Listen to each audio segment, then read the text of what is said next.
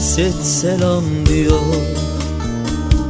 çalmış kapıları çok uzaklarda.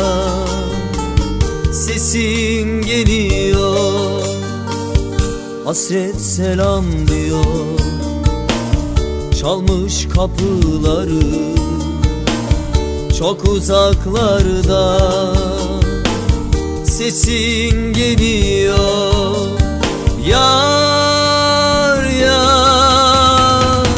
Yaktılar beni, savur küllerimi, savur ki bir daha geleyim dünyaya, zamana ya.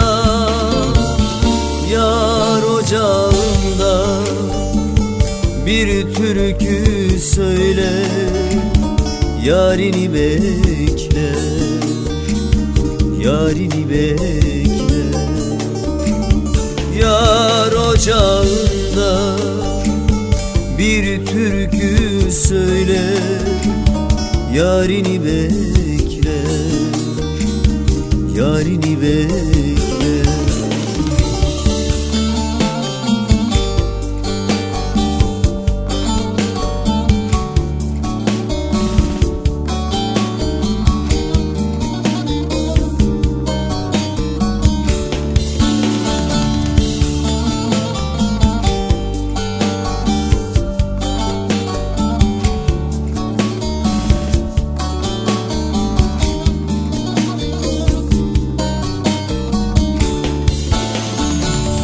Ne kadar çok umut, ne kadar yıldız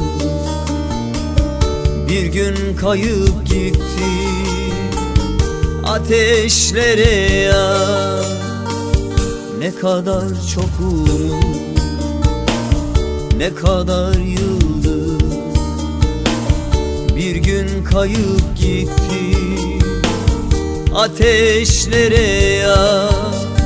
Yar yar, yaktılar beni, savur küllerimi, savur ki bir daha geleyim dünyaya, zamana ya.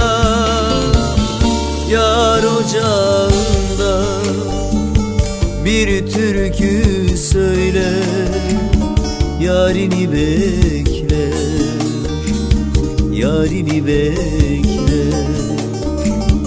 Yar ocağında bir türkü söyle, yarini bekle, yarini bekle.